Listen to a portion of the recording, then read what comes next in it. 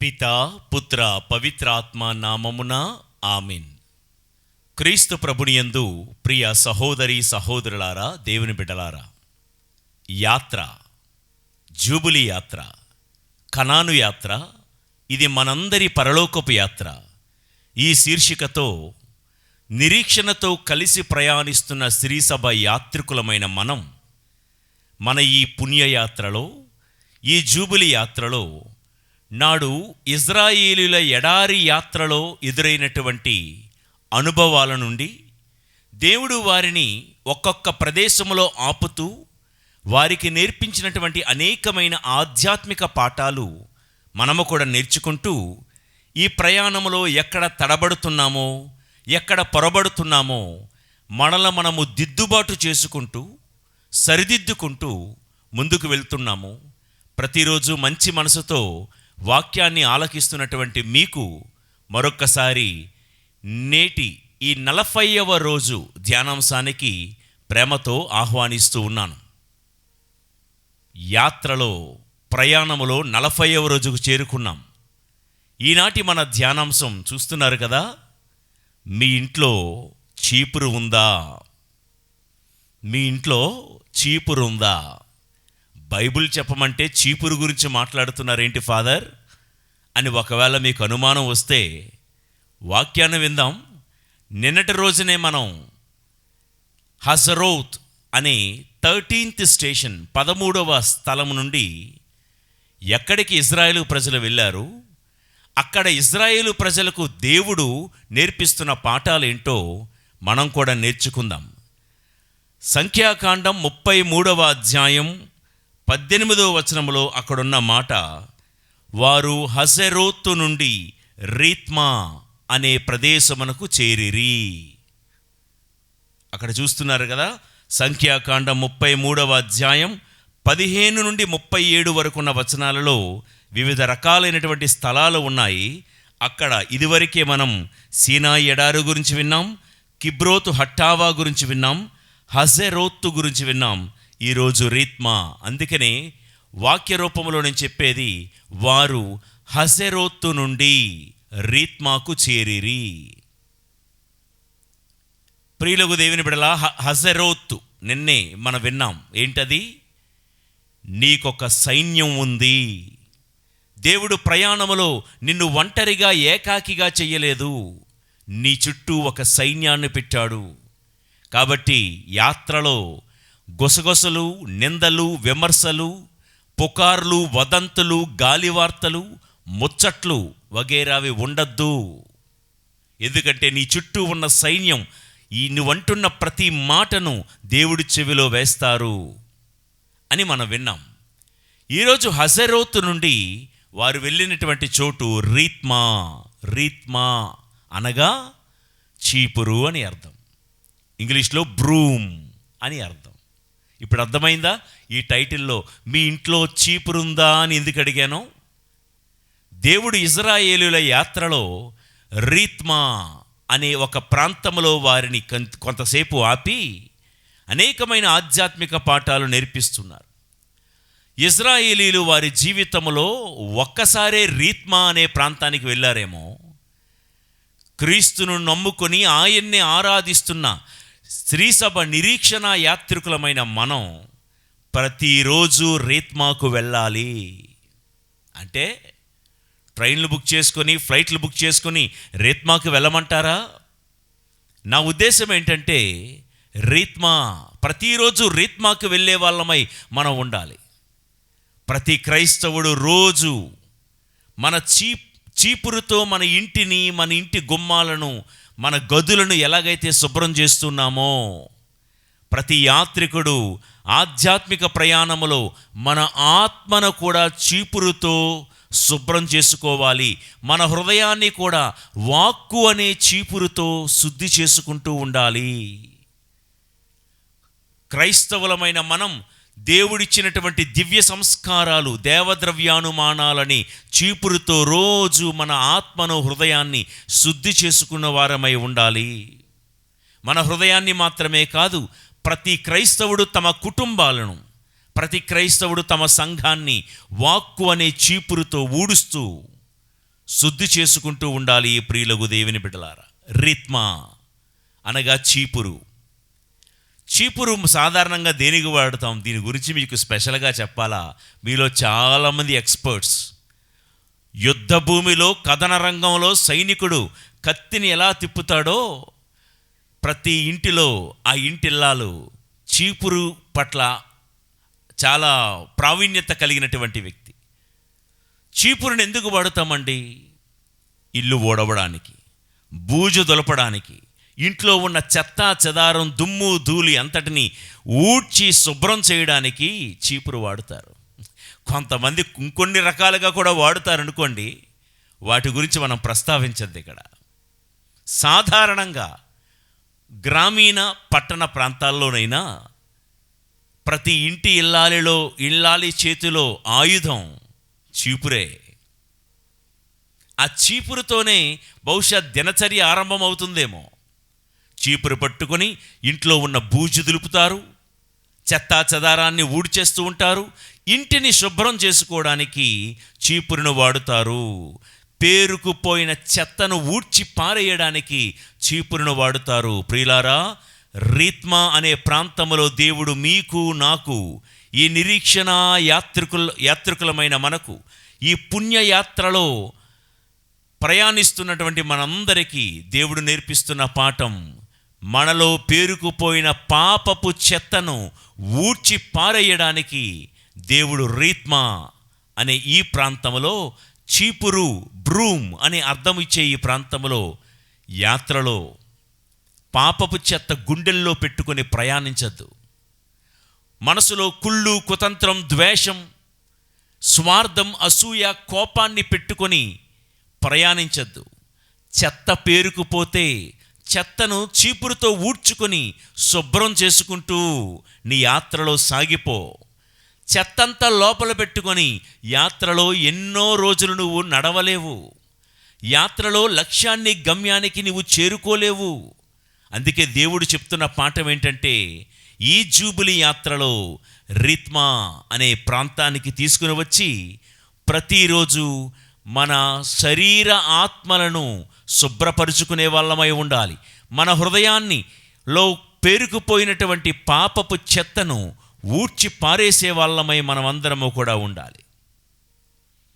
ఒక మాట చెప్తారు ఇంగ్లీష్లో, cleanliness leads to healthiness, healthiness leads to wealthiness అంటారు. ఏంటంట? క్లెన్లీనెస్ అంటే శుభ్రం. క్లెన్లీనెస్ ఉంటే హెల్దీనెస్ ఉంటుంది, ఆరోగ్యం ఉంటుంది. ప్రియులారా, ఎక్కడ శుభ్రం ఉంటే అక్కడ ఆరోగ్యం ఉంటుంది.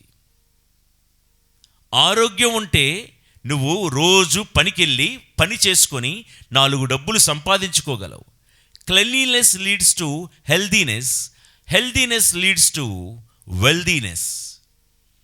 శుభ్రంగా ఉంటేనే ఆరోగ్యంగా ఉంటాము, ఆరోగ్యంగా ఉంటేనే మనము ఐశ్వర్యవంతులం అవుతాము అని ఈ మాటకు అర్థం. కాబట్టి శుభ్రము లేకపోతే ఆరోగ్యం పోతుంది, ఆరోగ్యం చెడిపోతే పనిపాటులకు వెళ్ళలేము, కటిక దారిద్ర్యంలోనికి, పేదరికంలోనికి దిగజారిపోయే ప్రమాదం ఉంది. ప్రియులకు దేవుని బిడ్డలారా, కాబట్టి క్రైస్తవులమైన మనకు, యాత్రికులమైన మనకు, ఈ యాత్రిక శ్రీసభలో మనకు ఉండాల్సింది ఇంటి శుభ్రం. ఇంటిని రోజు శుభ్రం చూడాలి, శుభ్రం చేసుకోవాలి. సామెత ఉంది కదా, ఇంటిని చూడు తర్వాత ఆ ఇల్లాలని చూడంటారు. వేరే వాళ్ళ ఇల్లు ఎలా ఉన్నాయో మనకు అనవసరం కానండి. దేవుడు మహాపరిశుద్ధుడని పిలువబడే ఆ దేవుణ్ణి ఆరాధిస్తున్న మనం, మన ఆత్మే కాదు మన ఇల్లు కూడా శుభ్రంగా ఉండాలి, శుభ్రంగా సర్దుకోవాలి. శుభ్రంగా కొన్ని ఇళ్లల్లో, నేను ఇలాగ అంటున్నానని ఏమనుకోకండి, మీ ఇంటి బిడ్డగా నేను అన్నీ చెప్తున్నాను. పడుకున్న తర్వాత ఆ బెడ్షీట్, ఆ మంచాన్ని చూస్తే కొన్ని ఇళ్లలో చాలా విచిత్రంగా ఉంటుందండి. అసలు ఆ బెడ్షీటు వాళ్ళు ఏనాడైనా ఉతికారా అసలు అనిపిస్తుంది. ఎప్పుడుదో తరతరాలుగా, సంవత్సరాలుగా తాతల ముత్తాతల నాడు వాడినటువంటి బెడ్షీట్ కూడా ఇంకా వాడుతూనే ఉంటారు. అది వెలిసిపోయి ఉంటుంది, మాసిపోయి ఉంటుంది, అయినా అలాగే శుభ్రం ఉండాలి. పడుకునే మంచం మీద కప్పే ఆ బెడ్షీట్ శుభ్రంగా ఉండాలి. వాడే టాయిలెట్ శుభ్రంగా ఉంచుకోవాలి. ఆ ఇంట్లో వంటగదిలోకి వెళ్తే ఇంటి సింక్ ఎలా ఉందో, పాత్రలు అయ్యి కడుగుతాం కదండి, అది చూస్తే చాలు ఆ ఇంట్లో ప్రజలు ఎంత శుభ్రంగా ఉంటారో తెలిసిపోతుంది. ఎప్పుడు పాత్ర అప్పుడే కడుక్కోవాలి. సింకులో గొట్టలుగా, తెప్పలుగా, కొండలుగా సింకు నిండా పాత్రలు ఉంచేయకూడదు. ఇంటి శుభ్రం. దేవుడు రీత్మా అనే ప్రాంతంలో ఇవన్నీ మాకెందుకు చెప్తున్నారండి? ఏదో ప్రసంగం చెప్పి పోవచ్చు కదా. ప్రియులారా, బోధకుడు అనేవాడు కేవలము సంఘములో నుండి ప్రసంగం చెప్పేవాడే కాదు, ఇంటిలోకి ప్రభు ఎలాగైతే మూసిన గదులు మూసినట్లు ఉండగానే ఉత్థాన ప్రభువు శిష్యులు ఉన్న గదిలోకి ప్రవేశించి శాంతి కలుగునుగా కన్నాడో, అలాగే మమ్మల్ని కూడా మీ ఇంటి గదుల్లోకి పంపిస్తున్నాడు వాక్యము ద్వారా. మీ ఇంటి వంటగదులు కూడా శుభ్రం చేసుకోండి. ప్రియులకు దేవుని బిడ్డలారా, యాత్రలో నేను చెప్పాను కదా, క్లెన్లీనెస్ లీడ్స్ టు హెల్దీనెస్. ఇంటి వంటగది, పడుకునే గది, మన దేవుడి గది, చివరికి బాత్రూమ్ అన్నీ శుభ్రంగా ఉండాలి. శుచి రుచి రెండు ముఖ్యమే. ఏదో వంట వండేసాం రుచికరంగా ఉంటుందంటే సరిపోదు. శుచికరమైన భోజనం కూడా ఆరోగ్యానికి ప్రధానం. ఏంటి శుచి? శుభ్రత. శుభ్రంగా ఉండాలి. వంట పాత్రలు, వంట వండే విధానం, వంట గది అంతా కూడా శుభ్రంగా ఉండాలి. ఏమండి, డబ్బులు ఇచ్చే రెస్టారెంట్కి వెళ్తాం, హోటల్కి వెళ్తాం, మనం చక్కగా భోజనం చేయడానికి అందమైన ప్లేట్లలో పెడతాడు. కానీ కిచెన్లోకి వెళ్ళి చూస్తే చెత్త చెదారం అలుముకున్నటువంటి ప్రాంతంలో భోజనం వండుతుంటే మనకు ఒళ్ళు మండిపోతుందా లేదా? మరి అలాగే మన ఇంటి వంటగది, వంట వండేటప్పుడు మనకు ఆ ఇల్లు శుభ్రంగా ఉండాలి. రెండవది ఇంటి శుభ్రం, ఒంటి శుభ్రం. ఒంటి శుభ్రం అండి, ఎప్పటికప్పుడు దేహాన్ని శుభ్రం చేసుకుంటూ ఉండాలి. నాకు తెలిసిన ఒక వ్యక్తి ఉన్నాడు. ఒరే బాబు, నీ ఒంటి నుండి చాలా వాసన వస్తుందిరా బాబు అంటే, అబ్బే నాకేం రావట్లేదండి. నీకెందుకు వస్తుందిరా బాబు? నీకెందుకు వస్తుంది? ప్రియులారా, ఒంటి శుభ్రం ఉండాలి. ఒంటి మీద వేసుకునే బట్టలు శుభ్రంగా ఉండాలి. ఇంటి శుభ్రం, ఒంటి శుభ్రం. వీటన్నిటికీ మించి ఆత్మీయ శుభ్రం ఉండాలి. ఇవన్నీ శుభ్రంగా ఉంచుకోవాలంటే మనకు కావాలి చీపురు కావాలి. అందుకనే మీ ఇంట్లో చీపురు ఉందా అని అడుగుతూ ఈ పరిచయ వాక్యాలు మీతో చెప్తూ ఉన్నాను. ఓకే, ఇక ముందుకు వెళ్దాం. రీత్మా అనగా చీపురి. మీ ప్రయాణంలో చీపురుందా? రోజు మీ ఇల్లు ఊడుస్తూ ఉన్నారా? రోజు మీ ఆత్మను, మీ హృదయాన్ని శుభ్రం చేసుకుంటున్నారా అని దేవుడు మనల్ని ప్రశ్నిస్తూ ఉన్నాడు. పేరుకుపోయిన చెత్త చెదారాన్ని రోజు ఓడ్చకపోతే, శుభ్రము లేకపోతే నువ్వు అనారోగ్యం పాలవుతావు. అనారోగ్యం పాలైతే యాత్రలో అడుగు తీసి అడుగు ముందుకు వెయ్యలేవు, గమ్యాన్ని చేరుకోలేవు. ఇది దేవుడు నేర్పిస్తున్న పాఠం. ఓకే, ఇప్పుడు చీపురి మనకు నేర్పించే కొన్ని పాఠాలు విందాం. చీపురి పరిశుద్ధతకు గుర్తండి, పరిశుద్ధతకు గుర్తు. రోజు ఆ ఇంటిలో ఆ ఇంటి ఇల్లాలు తన ఇంటిని ఊడ్చినట్లు, శుభ్రం చేసినట్లు ప్రతిరోజు విశ్వాసులమైన మనం, క్రైస్తవులమైన మనం ప్రతిరోజు మనల్ని మనం శుభ్రపరుచుకోవాలి అని దేవుని యొక్క ఆశ. మన ఇంటిలో రోజు చూస్తాము, రోజంతా తలుపులు మూసున్నా, రోజంతా కిటికీలు మూసున్నా ఎలాగోలాగా ఇంటి గదిలోకి చెత్త పేరుకుని పోతుందండి. అదంతా బాగా తలుపులు కిటికీలు మూసి ఉన్నటువంటి ఒక ఏసీ రూమ్ అనుకుందాం. కానీ ఏసీ గదిలో కూడా చూస్తే ఎంత దుమ్ము కనబడుతుంది. ఎలా వచ్చిందంటారు? మన మట్టుకు మనం హార్టీ వెల్కమ్, ఓ దుమ్ము, ఓ యూ డస్ట్, హార్టీ వెల్కమ్ అని మనం ఎవరు అనం కదా.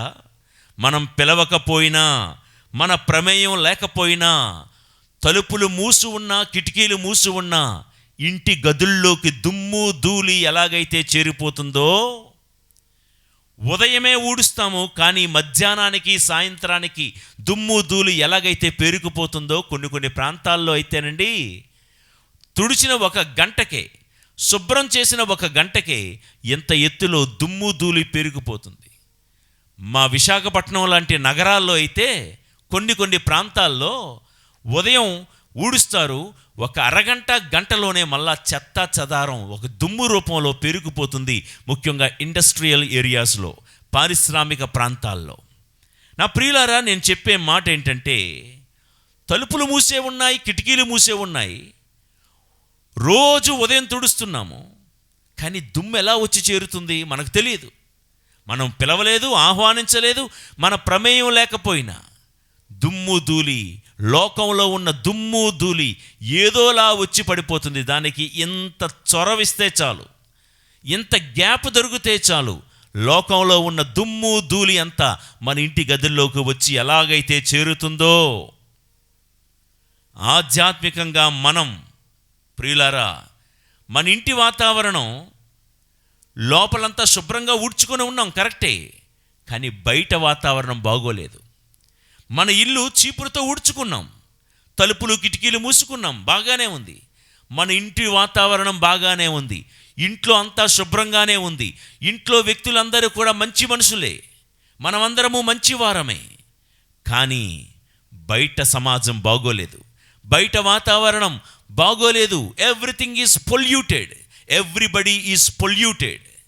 మన ప్రమేయం లేకుండా బయట ఉన్న దుమ్ము ధూళి కాలుష్యం శుభ్రం చేసుకున్న మన ఇంటి గదుల్లోకి ఎలాగైతే వచ్చిందో, లోపల ఇంట్లో ఉంటున్న మనమందరము మంచి వాళ్ళమే కావచ్చు, మనమందరము లిల్లీ పుష్పాలు లాంటి వాళ్ళమే కావచ్చు, కానీ బయట ఉన్న సమాజంలో ఉన్న చెడు పాపపు ధూళి, ప్రియులకు దేవుని బిడ్డలారా, లోపలికి జొరబడి మనందరినీ పొల్యూట్ చేసే ప్రమాదం ఉంది.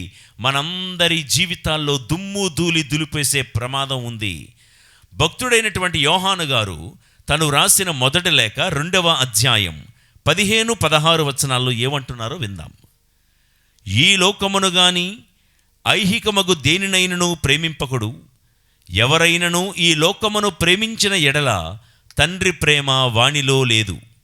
ఈ లౌకికమైన సమస్తమును, శారీరక వ్యామోహమును, దృష్టి వ్యామోహమును, జీవితమనందలి డాంబికమును తండ్రి నుండి వచ్చినవి కావు, ఇవన్నీ ప్రాపంచికములే. విన్నారండి ఈ మాట? లోకంలో ఏముందంట? దృష్టి వ్యామోహము, నేత్రాస, శారీరక వ్యామోహము, శరీరాశలు, గర్వము, డంబము, లోకములో ఇవన్నీ ఉన్నాయి. అసూయ, ద్వేషము, కార్పణ్యము, శత్రుత్వము, త్రాగుడు, జోదము, వ్యభిచారము, అపవిత్రత, కాముకత్వము, సోమరితనము, విగ్రహారాధన, జారత్వము, ఇవన్నీ లోకంలో ఉన్నాయి. బయట ఉన్న దుమ్ము ధూళి కాలుష్యం నువ్వు పిలవకపోయినా నీ ఇంటి గదుల్లోకి వచ్చి ఎలాగైతే దుమ్ము పేరుకుపోతుందో, ధూళి పేరుకుపోతుందో, లోపల ఇంటి లోపల ఉన్న మనం మంచి వాళ్ళమే కావచ్చు, సంఘం అనే గది లోపల ఉన్న మనం భక్తిమంతులము, నీతిమంతులమే కావచ్చు, కానీ బయట ఉన్న ప్రపంచంలో నుండి ధూళి ఏదో రీతిలో వస్తుంది. ప్రియులకు దేవుని బిడ్డలారా, బయట ఉన్న ధూళి చూసారా, మన ఇంట్లోకి వస్తుంది, మన ఒంట్లోకి వెళ్తుంది, మన కంట్లోకి వెళ్ళిపోతుంది. జాగ్రత్తగా గమనించండి. ప్రపంచంలో ఉన్నటువంటి పాపం అనే ధూళి మన కంట్లోకి వెళ్ళిపోతుంది, మన ఒంట్లోకి వెళ్ళిపోతుంది, మన ఇంట్లోకి చొరబడుతూ ఉంది. జాగ్రత్త. ఎలా? ఉదాహరణకి పోర్నోగ్రఫిక్ సైట్స్, అశ్లీలమైనటువంటి దృశ్యాలు చూడడం, లోకంలో ఉన్నటువంటి ఆ పొల్యూషన్, లోకంలో ఉన్న ఆ పాపపు ధూళి మొదటగా మన కంట్లోకి వెళ్తుంది. కంట్లోకి వెళ్ళింది ఊరుకోక శరీరాన్ని ప్రేరేపిస్తుంది, ఒంట్లోకి వెళ్తుంది. ఒంట్లోకి వెళ్ళినటువంటి ఆ పాపపు ధూళి ఇల్లంతా వ్యాపిస్తూ ఉంది. ప్రియులకు దేవుని బిడ్డలారా, కంటి నుండి మనస్సులోకి వెళ్తుంది, మనస్సు ఊరుకోదు, శరీరాన్ని ఉద్రేకపరుస్తుంది, శరీరాన్ని ప్రేరేపిస్తుంది. అందుకనే లోకములో ఉన్న ఏ పాపపు ధూళైనా చూసుకోండి, జలసాలు, సరదాలు, షికార్లు, షోకులు, స్టైల్స్, ఇవన్నీ అసూయలు, స్వార్థాలు, ఇక రకరకాల పాపపు చెత్త ఏంటో మీకు తెలుసు. ప్రియులారా, లోకంలో హ్యాపీయెస్ట్ పర్సన్ ఎవరో తెలుసా? లోకంలో సంతోషంగా ఉన్న వాళ్ళు ఎవరో తెలుసా? ధనమున్న వాళ్ళు కాదు,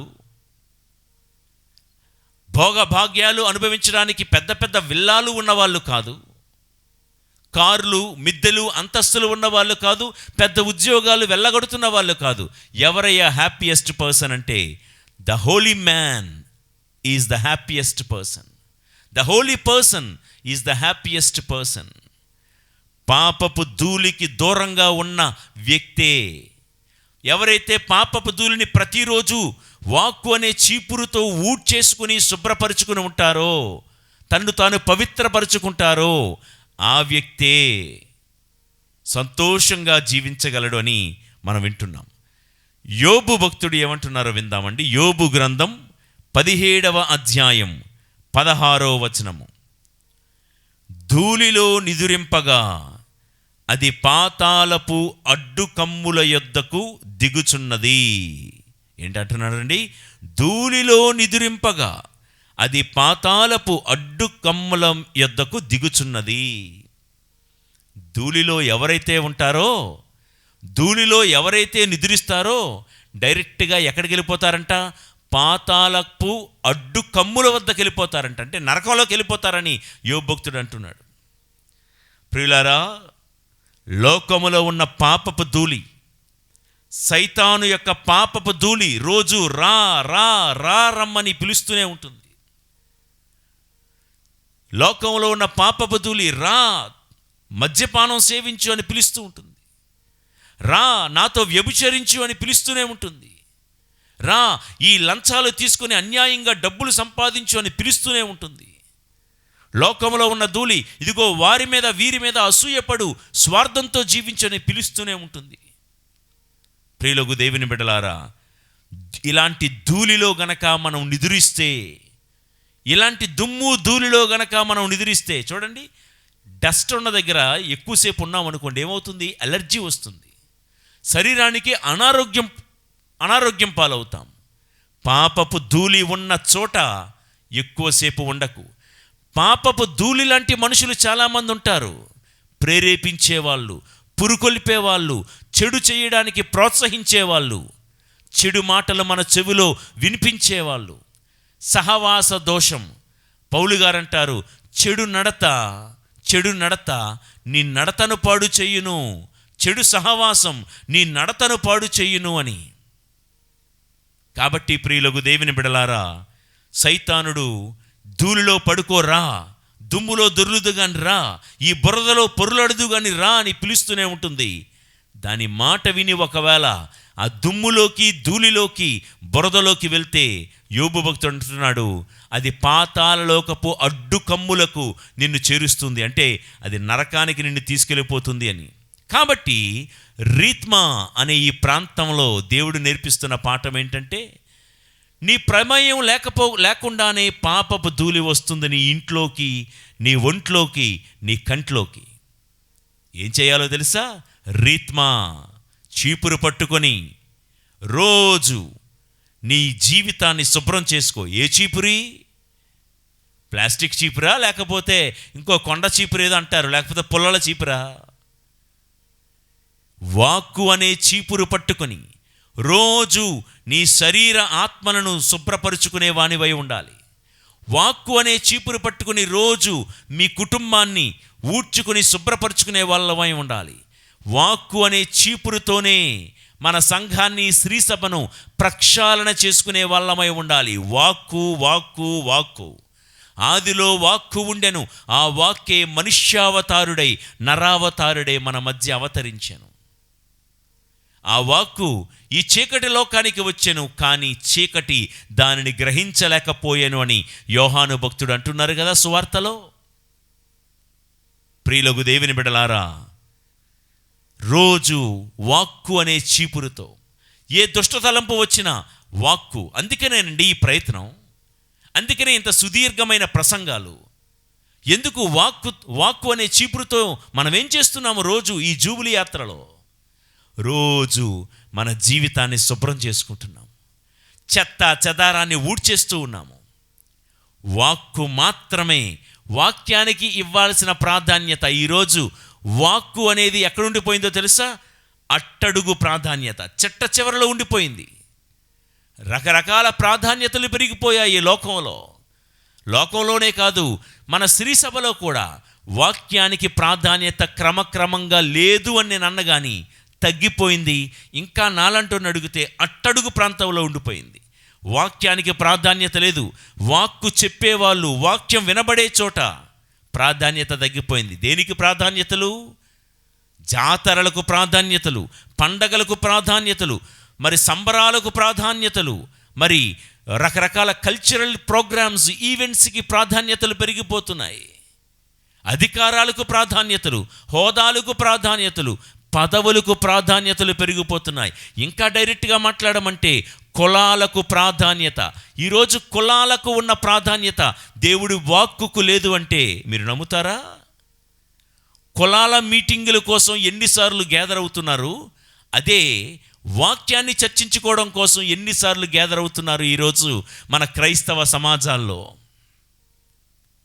గ్రూపుల కోసం గ్రూప్ మీటింగులు పెట్టుకోవడానికి ఎన్నిసార్లు గ్యాదర్ అవుతున్నారు, కానీ వాక్యాన్ని కలిసి చర్చించుకోవడానికి ఎన్నిసార్లు మనం గ్యాదర్ అయ్యాము. కలిసి వాళ్ళ గురించి వీళ్ళ గురించి ఊసుపోని మాటలు, ఉసూరుమనే మాటలు మాట్లాడుకోవడానికి మనం వెచ్చించే సమయం ఎంత? నలుగురు కలిసి వాక్యాన్ని చర్చించుకునే సమయం ఎంత? వినుటకు వీణులున్నవారు వినుగాక. నా ప్రియ దేవుని బిడ్డలారా, రోజు వాక్కు అనే చీపురుతో మన జీవితాన్ని శుభ్రపరుచుకునే వాళ్ళమై ఉండాలి. ఈ చీపురు ఎక్కడో మూలంది, రోజు డస్ట్ పెరిగిపోతూ ఉంది. రోజు సమాజంలోనూ సంఘంలోనూ పాపపు చెత్త పేరుకుపోతూ ఉంది. ప్రియులకు దేవుని బిడ్డలారా, కొన్ని నెలలు, కొన్ని సంవత్సరాలు ఓడవకుండా, శుభ్రం చేయకుండా ఏదో ఒకరోజు ఒక గంట సేపు, అరగంట సేపు ఇలా వాక్యం విని, మన ఇంట్లో కూడా చూడండి, నెల రోజులు, సంవత్సరం పాటు ఆ ఇల్లంతా తుడవలేదండి. ఒక 5 నిమిషాలు, ఒక గంట సేపు ఇల్లు శుభ్రం చేస్తే ఇల్లు శుభ్రం అయిపోద్దా? గంట సేపు మనం ఒక సంవత్సరం అంతా, ఒక నెలంతా ఇల్లు ఓడవకపోతే రోజంతా పడుతుంది. ఇంకా మాట్లాడాలంటే ఒక వారం రోజులు కూడా పడుతుంది కదా. అవును ప్రియులారా, మన జీవితంలో చాలామంది శుభ్రం చేసుకోవడం మానేశారు. పాపపు చెత్త పేరుకొని పోయింది. ఎంతగా ఓడ్చాలంటారు? రోజు ఊడ్చే ఇంటికి ఒక 5-10 నిమిషాలు సరిపోతుందండి శుభ్రం చేసుకోవడానికి, లేదా అరగంట సరిపోతుందండి. కానీ తరతరాలు తరబడి ఊడ్చుకోకుండా వాళ్ళ మీద ద్వేషం, వీళ్ళ మీద పగ, ఇంకొకరి మీద కోపం, ఇలాంటి చెత్త పెరిగిపోయినటువంటి ఆ ఇంటికి మకిలి పట్టదు. మరి దాన్ని ఎంతగా శుభ్రం చేసుకోవాలంటారు? దేవుడికి ఈరోజు కావలసింది ప్రియులారా, ఖరీదైన పాత్రలు కాదు, కడగబడి శుభ్రం చేసినటువంటి పాత్రలు కావాలి.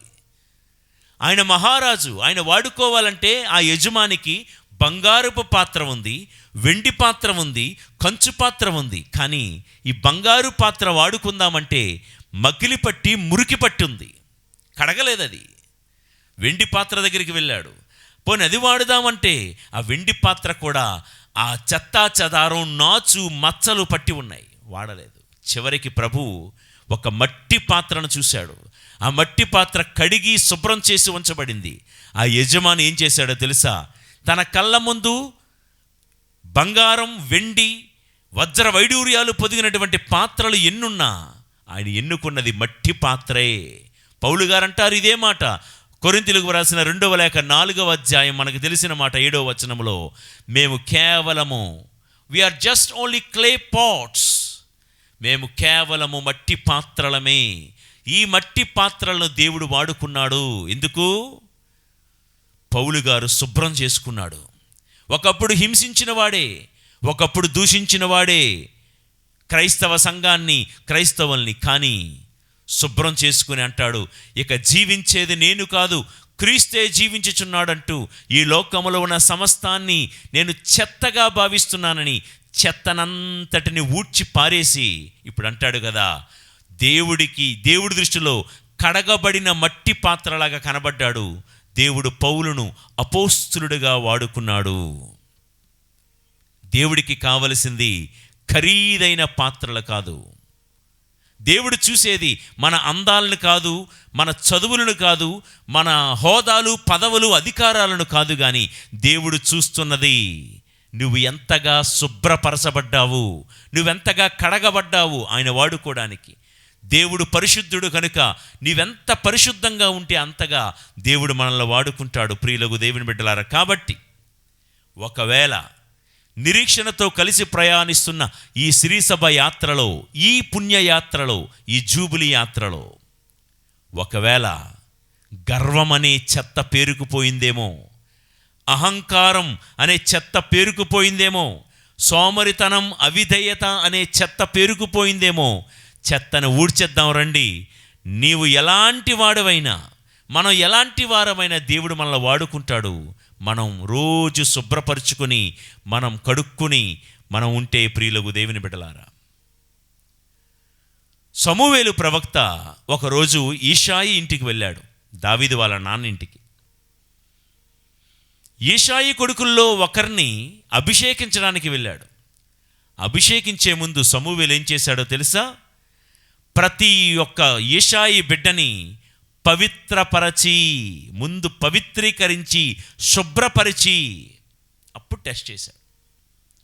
అలా తన్ను తాను శుభ్రపరుచుకున్న దావీదుని సమూవేలు ప్రవక్త అభిషేకించాడు. దేవుడికి ఉపయోగపడే ఒక పాత్రగా దావీదు మహారాజు వాడబడ్డాడు. కాబట్టి దావీదు ఎలాగైతే తన్ను తాను శుభ్రపరుచుకున్నాడో, ఈరోజు మీరు నేను శుభ్రపరుచుకుని రీత్మా అనే ప్రాంతానికి రోజు వెళ్దాం. ఇజ్రాయేలీలు వారి జీవితంలో ఒకే ఒక్కసారి రీత్మాకి వెళ్ళారేమో, కానీ క్రైస్తవ యాత్రికులము, విశ్వాసులమైన మీరు నేను ప్రతిరోజు రీత్మా అనే ప్రాంతానికి వెళ్తూనే ఉండాలి. ప్రతిరోజు కాదు, ప్రతి క్షణం, అనుదినం, అనుక్షణం మనం రీత్మా అంటే మనము శుద్ధి చేసుకుంటూ, శుభ్రపరుచుకుంటూ, పవిత్రీకరించుకుంటూ వెళ్తూ ఉండాలి. ఓకే, ఇక రెండో మాట, విమర్శలకు, నిందలకు కృంగిపోని జీవితానికి గుర్తుగా ఉంది ఈ చీపురి. ఏంటంట? విమర్శలకు, నిందలకు కృంగిపోకుండా ఉండే జీవితానికి గుర్తుగా ఉంది. ఇంట్లో బూజులున్నాయి, దుమ్ముధూళి పట్టి ఉంది, సాలెగూడు ఉంది. ఏం చేస్తాం? ఈ చీపురుతో అలా అని దులిపేస్తాం.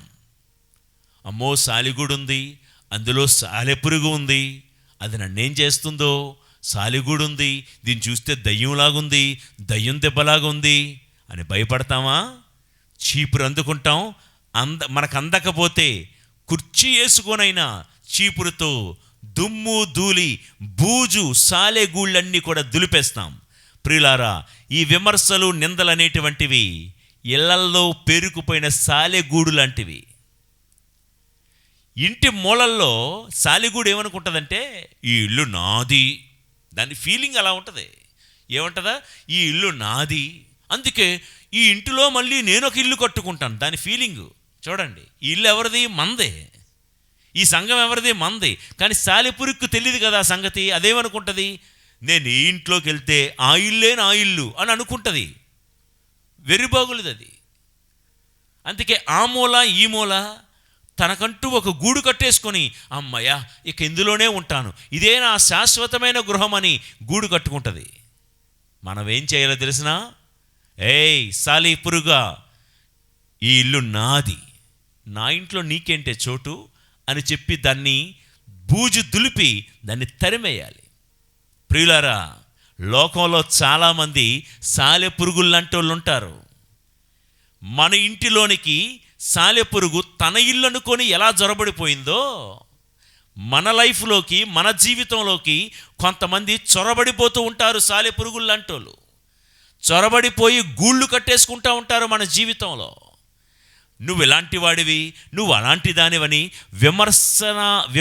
విమర్శలు అనే గూళ్ళు కడతారు, నిందలు అనే గూళ్ళు కడతారు, మనల్ని కృంగదీసే మాటలు మాట్లాడుతూ గూళ్ళు కడతా ఉంటారు. మన గురించి ఆ వీధుల్లోనూ, ఆ సందుల్లోనూ ఆ మలుపుల్లోనూ ఆ అరుగుల మీద గూళ్ళు. ఏ గూళ్ళో తెలుసా? గుసగుసలనే గూళ్ళు, ముచ్చట్లనే గూళ్ళు, మన గురించి పుకార్లు అనే గూళ్ళు నిర్మిస్తారు కొన్ని సాలెపురుగులు. జాగ్రత్త. మన గురించి చెడు వార్తలు, చెడు పుకార్లు, ఆకాశరామన్న ఉత్తరాలు అనే గూళ్ళు కట్టే సాలెపురుగులు మీ ఊర్లో ఉన్నాయా? వాటిని దులిపేయాలి. ఎందుకంటే సాలె గూళ్ళు ఉన్న చోట ఈరోజు సాలె పురుగే అని ఊరుకుంటే రేపొచ్చు అందులో వచ్చి బల్లులు చేరుతాయి. ఆ బల్లుల దగ్గరికి బొద్దింకలు చేరుతాయి. ఆ బొద్దింకల దగ్గరికి ఇంకేవేవో చేరుతాయి. ఇంటి వాతావరణం పాడైపోతుంది, కలుషితమైపోతుంది. క్లెన్లీనెస్ లేని చోట హెల్దీనెస్ ఉండదు, హెల్దీనెస్ లేని చోట వెల్దీనెస్ ఉండదు, శుభ్రం లేని చోట ఆరోగ్యం ఉండదు, ఆరోగ్యం లేని చోట ఐశ్వర్యం ఉండదుగా. ప్రియులారా, కాబట్టి నిందలు విమర్శలు అనేటువంటి సాలెగూళ్లను ఈ చీపురి దులిపేస్తుంది. మొదటిది శుభ్రపరుస్తుంది, రెండోది చీపురు చేసే పని, దులిపేసే పని. చూద్దాం. నెహెమ్యా గ్రంథం 4వ అధ్యాయం 1 నుండి 6 వచనాలు. మేము గోడ కట్టుచున్నామని విని సన్బల్లటు ఆగ్రహము చెందెను, మమ్ము గేలి చేసెను. అతడు తన మిత్రులు సమరియా సైనికులు వినిచుండగా, ఈ వాజమ్మలేమి చేయగలరు, అంటే ఈ దద్దమ్మలేమి చేయగలరు? వీరు పట్టణమును పునర్నిర్మింపగలరా? బలులు అర్పించగలరా? పని ఒక్కరోజులో ముగించగలరా? ఈ మొనగాండ్రు బూడిద కుప్ప నుండి రాళ్ళెత్తి భవనములు కట్టుదురా అని పరిహసించిరి. ఆ మాటలు గట్టిగా పట్టుకోండి. మొదట్లో గేలి చేసిరి, తర్వాత పరిహసించిరి. అప్పుడు అతని ప్రక్కనే నిలుచుండియున్న అమ్మోనీయుడు తోబియా, వారేమి గోడ కట్టగలరు? గొంటనక్క ఆ గోడ మీదకి ఎగిరినచో దాని రాళ్ళు కూలిపడును.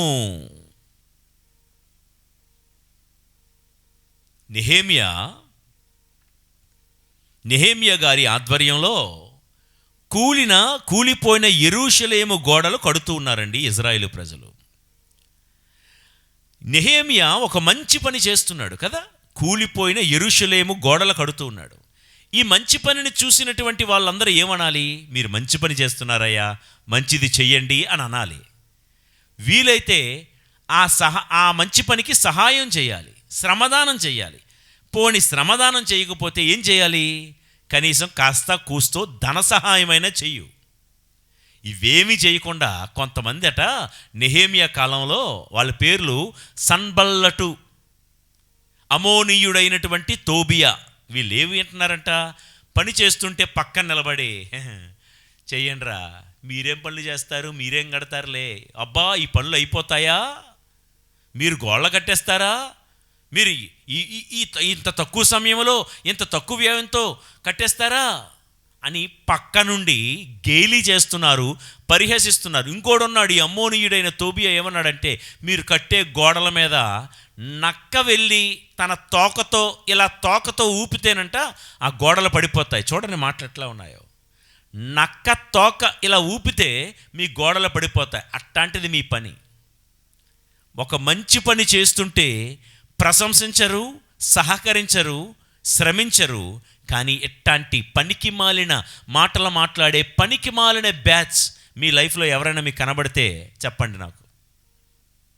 కనబడితే ఏంటండి? అడుగడుగున ఉంటారు ఇట్లాంటోళ్ళు.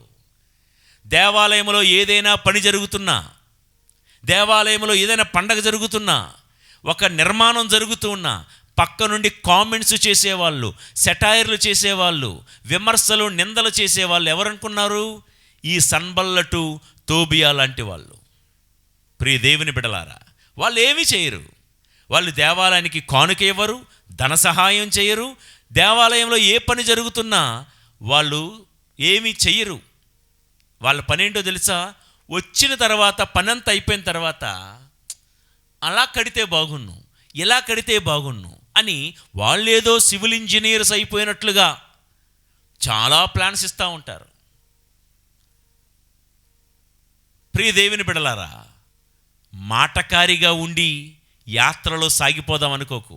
మాటకారులముగా కాక సహకారులముగా మారుతూ యాత్రలో ప్రయాణించుదుముగాక. ప్రియులారా, ఈరోజు సంఘాల్లోనే కాదు, మన ఇంట్లో కూడా ఒక మంచి పని చేస్తున్నప్పుడు ప్రశంసించే వారి కంటే ఎవరెక్కువ ఉంటారు? విమర్శించే వాళ్ళు ఎక్కువ ఉంటారు. ఒక ఫాదర్ వాక్యం చెప్తా ఉంటుంటే ఆ గంట సేపు అరగంట సేపు చెప్పిన వాక్యంలో ఎన్నో మంచి వాక్యాలు ఉంటాయి, కానీ ఒక్క వాక్యం ఏదో పట్టుకుంటారు తప్పులు ఎన్నడానికి.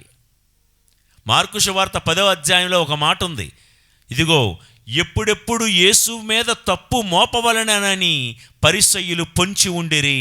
పరిసయ్యులు ఆ రోజుల్లో కాదు, ఈ రోజుల్లో కూడా ఉన్నారండి. మంచి చేస్తున్నప్పుడు, మంచి జరుగుతున్నప్పుడు, మంచికి మనం అడుగులు వేస్తున్నప్పుడు ఇలాంటి సన్బల్లటు తోబియా లాంటి వాళ్ళు చాలామంది ఉంటారు. ఒక ఫాదర్ గారు ఏదైనా కట్టిస్తున్నారు అనుకుందాం, ఇదిగో అది కట్టడానికి 50 లక్షల కోటి రూపాయలు అయింది. నిర్మాణం జరుగుతున్నప్పుడల్లా ఏ రోజు కూడా రాలేదు ఇతడు. ఫాదర్ గారు నిర్మాణం అయిపోయిన తర్వాత లెక్కలు చెప్తూ ఉన్నారు. ఏమని? ఇదిగో 1 కోటి రూపాయలు వ్యయమైంది అని. పక్క నుండి ఏమంటాడో తెలుసా? 1 కోటి రూపాయలు అని చెప్తున్నాడు, ఇందులో 10 లక్షలైనా స్వాహా చేసుంటాడు. ఇట్లాంటి పనికి మాలిన కామెంట్ చేసిన వాళ్ళు, ప్రియులారా, మీకెవరైనా తారసపడ్డారా? నాకైతే చాలామంది తెలుసు అలాంటి వాళ్ళు. భక్తులమని భక్తుల ముసుగులో బతికేస్తున్నారు వాళ్ళు మళ్ళా రోజు గుడికి వస్తారండోయ్. రోజు గుడికి వస్తారు, ఏ కార్యక్రమాలు జరిగినా సరే పక్కనే ఉంటారు, దగ్గరే ఉంటారు. మన పక్కన మన ఎదురుగా ఉన్నప్పుడు ఏం మాట్లాడరు. బాగా చేస్తున్నారండి, బాగా చెందుతున్నారండి అంటారు. పక్కకెళ్ళి ఈ వంకర మాటలు. ఎందుకు వంకర మాటలు అయ్యా అంటే వాళ్ళ బతుకులే వంకర బతుకులు కాబట్టి. ప్రియులారా, చాలా బాధ అనిపిస్తుంటుంది కదా. కష్టపడి నిర్మిస్తున్న ఆ నెహెమ్యా ఎంత బాధపడ్డాడో. ప్రజలందరినీ కూడగట్టుకుని ప్రోత్సహించి నిర్మిస్తున్న నెహెమ్యా ఈ సన్బల్లటు తోబియాలు మాట్లాడిన మాటలు విని ఎంత నీరుగారిపోయాడో, ఎంత కృంగిపోయాడో, ఎంత నిరుత్సాహపడ్డాడో. ప్రియులారా, ఒక మంచి జరుగుతున్నప్పుడు ఇలా విమర్శించే సాలె పురుగులు, సాలెగూళ్ళు ప్రతి చోట ఉంటాయి. నేను ఇందాక చెప్పినట్లుగా ఇదిగో నెహెమ్యా కట్టేస్తున్నాడని పక్కనున్న సన్బల్లటు తోబియాలు సాలెగూళ్ళు కడుతున్నారు. ఏంటి సాలెగూళ్ళు? గేలీ చేయడం. ఏంటి సాలెగూళ్ళు? పరిహసించడం, వెటకారమాడడం, సైడ్ నుండి సెటైర్లు వేయడం, సైడ్ నుండి అతని గురించి పుకార్లు సృష్టించడం. ప్రియులారా, విమర్శిస్తే ఏం చేద్దాం? ఒకవేళ ఆ విమర్శలో నిజంగా నిజం ఉంటే, మనలో నిజంగా లోపం ఉంటే, ఆ విమర్శ వినగానే లోపాన్ని సరిచేసుకుందాం. నెంబర్ 1, అందరూ విమర్శిస్తారండి, అందరూ అలాగే అంటారండి, నేనంటే గిట్టక అని మళ్ళీ మనం సమర్థించేసుకోవద్దు. ఒకవేళ చేసిన విమర్శలో ఏదైనా నిజం ఉంటే, నిజంగా వాళ్ళు అన్నట్లుగా మనలోనే లోపం ఉంటే, ఆ లోపాన్ని దిద్దుకోవడానికి ప్రయత్నిద్దాం, ఆ లోపాన్ని సరిదిద్దుకోవడానికి ప్రయత్నం చేద్దాం. కానీ ఒకవేళ అందులో నిజం లేదు అని నీ మనస్సాక్షి కనుక నీకు చెప్తే అస్సలు పట్టించుకోకు. ఏం చేస్తావో తెలుసా? చీపురు తీసుకొని ఆ బూజులన్నీ దులిపి ఊడ్చి అవతల పడే. చిన్నప్పుడు నేర్చుకున్న ఈ పద్యం చెప్పుకుంటూ చీపురు పట్టుకుని బూజులు దులిపాయి. ఏంటి ఆ పద్యం తెలుసా? గజరాజంబు రాజవీధుల్లో నడుచుచుండ మురుగే సునకాలు ఎన్నో. గుర్తుందా అది? గజరాజంబు రాజవీధులలో నడుచుచుండ మరుగుచున్న సునకములు ఎన్నెన్నో. అంటే ఏనుగంట వీధిలో నడుస్తుందంటండి. ఏనుగు వీధిలో నడుస్తూ ఉంటుంటే అక్కడ ఉన్న పిచ్చుకొక్క బౌమని అరుస్తూ ఉందంట. దానికేం? ఏనుగు నడుస్తూ ఉంది, కుక్క అరుస్తూ ఉంది.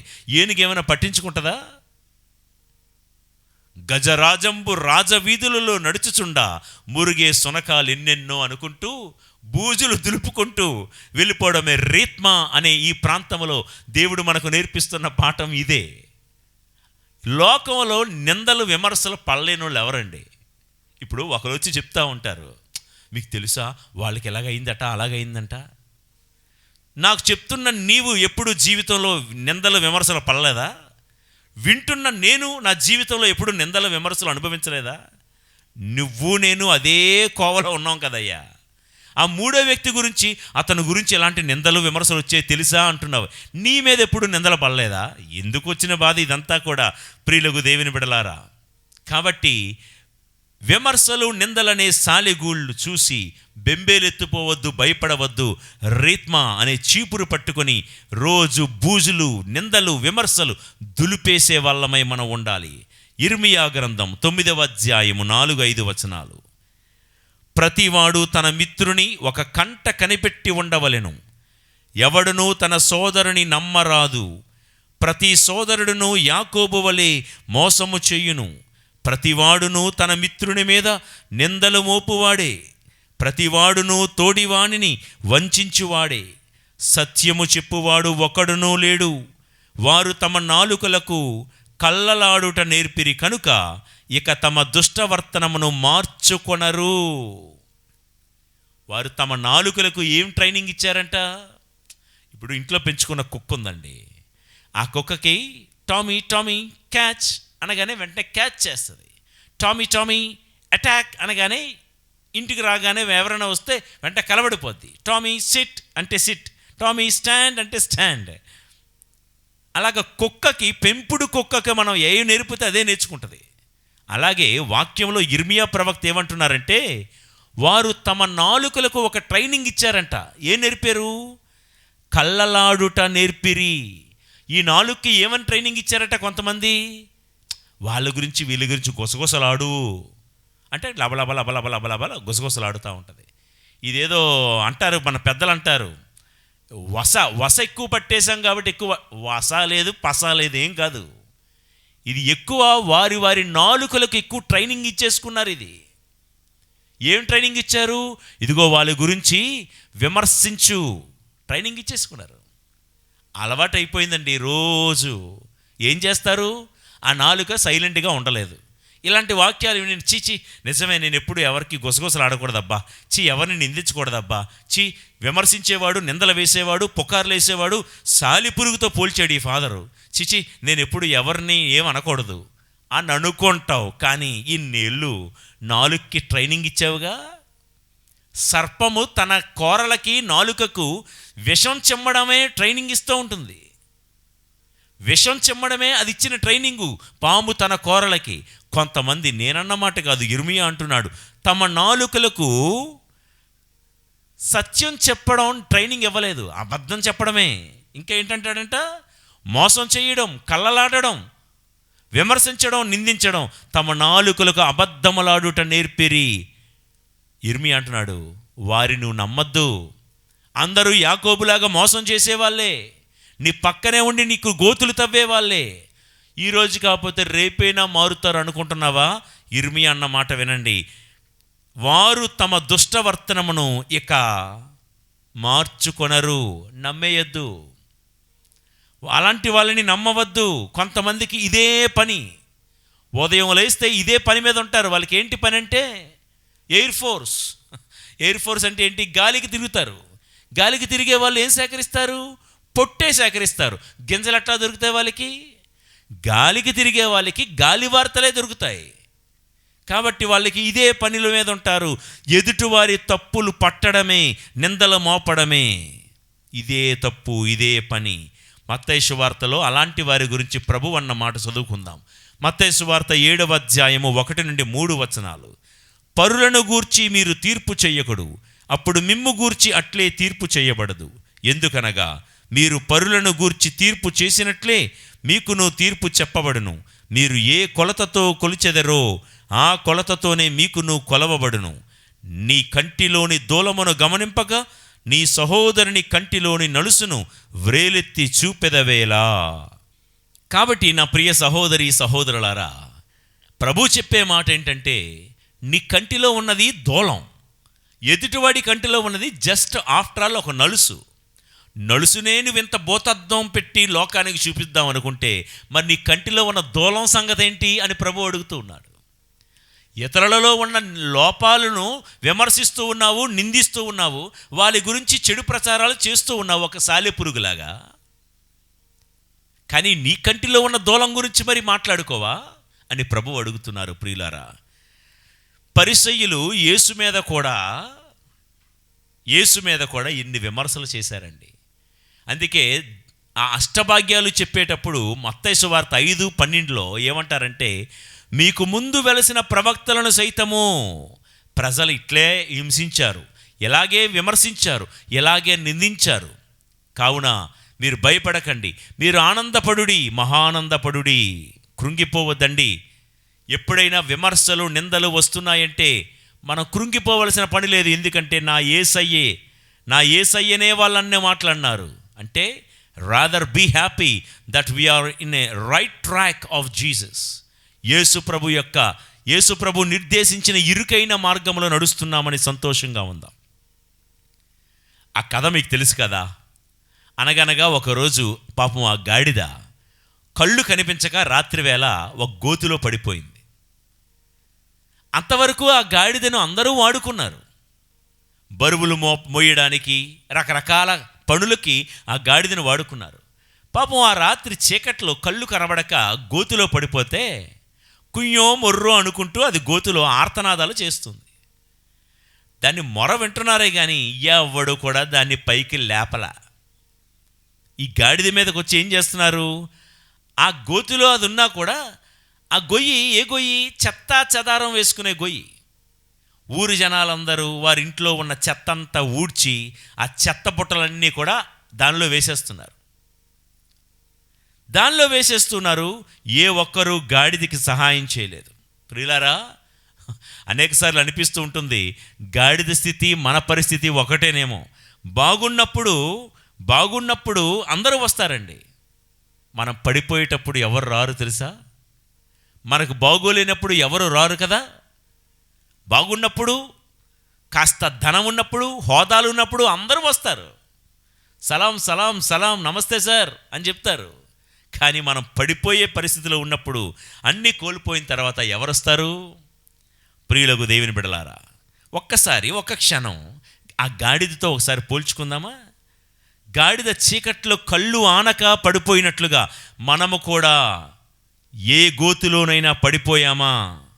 అవమానాలనే గోతులో కానీ, అనారోగ్యాలు అనే గోతులో కానీ, నిందలు అనే గోతిలో కానీ, పాపం అనే గోతిలో పడిపోయామా?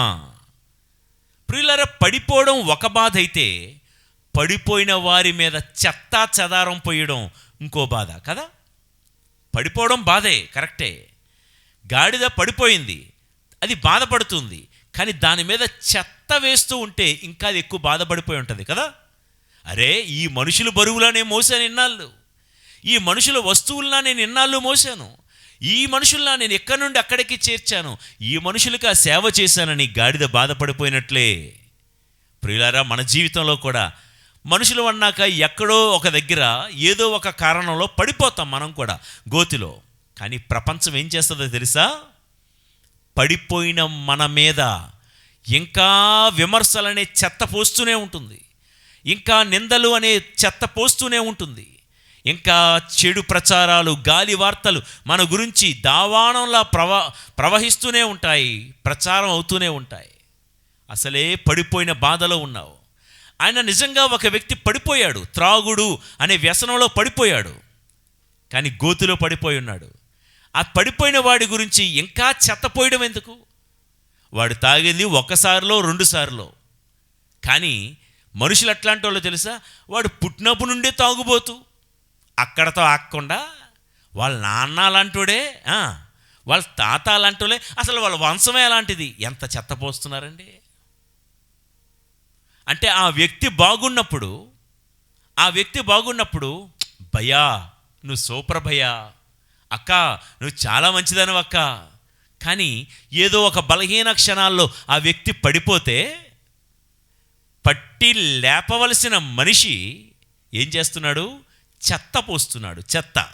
ప్రియులకు దేవుని బిడలారా, ఆ గాడిద ఏం చేసిందంట? ఆలోచించింది, బాధపడింది కొన్నాళ్ళు. బాధపడుతూ ఇలా బాధపడిపోతుంటే ఈ గోతులోనే నేను చేస్తాను అని గాడిదకి ఒక ఉపాయం వచ్చిందంట. ఏంటి? మనుషులు పోస్తున్న ఈ చెత్తని నేను దులిపేసుకుంటా. దాని వీపు మీద పడుతుంది కదా, దులుపుకుంటే కింద పడిపోతుంది ఆ చెత్త. ఆ చెత్త మీద అడుగు వేయడం మొదలుపెట్టింది.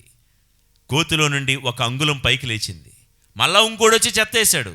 మళ్ళా దులుపుకుంది, కిందకి పడగానే మళ్ళీ ఆ చెత్త మీద అడుగేసింది. ఒక 4 అంగుళాలు పైకి లేచింది, అలా అడుగు పైకి లేచింది, అలా 2 అడుగులు పైకి లేచింది. అలా ప్రజలు పోసిన, తన మీద పోస్తున్న చెత్తని ఒక నిచ్చెనగా వాడుకొని చివరికి తనంతట అది చెత్తను తొక్కుకుంటూ, చెత్తను తన పాదాల కింద నలుపుకుంటూ, చెత్తనే నిచ్చెనగా వాడుకొని గోతు నుండి బయటికి వచ్చిందంట. ప్రియులకు దేవుని బిడ్డలారా, గాడిదకు వచ్చిన ఆ ఉపాయం మీకు నాకు ఏనాడైనా వచ్చిందా? ఎవరో ఏదో అన్నారు, నా కూతురు ఎంత మాట అనేసింది, నా కొడుకు నన్ను ఎంత మాటలు అనేశాడు అంటారు. నరం లేని నాలుక ఉన్న ప్రతి ఒక్కరూ ఏదో ఒకటి అనే మనుషులే, ప్రతి ఒక్కరు. ఈ ఇర్మియా గారు అంటున్నారు, యాకోబును కూడా, యాకోబు గారు మంచోడేనండి, ఒకానొక సమయంలో మోసం చేయాల్సి వచ్చింది. యాకోబును కూడా ప్రస్తావిస్తూ, అందరూ యాకోబులాగా మోసం చేసేవాళ్ళే, నిన్ను అనేవాళ్ళే అందరూ కూడా అని అంటూ, ప్రియులారా, ఎవరో ఏదో అన్నారని, ఎవరో కాదండి, మా సొంత అన్నదమ్ముడే, సొంత అక్క చెల్లెళ్ళు అనేసారండి. వాళ్ళే అంటారు, బయటోళ్ళకి అనాల్సిన అవసరం ఏంటి?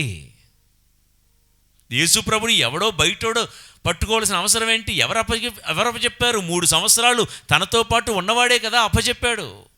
బయటోళ్ళకి మనకి సంబంధం లేదండి, వాళ్ళు పనులు వాళ్ళకున్నాయి. ఎవరు మనల్ని అంటారు?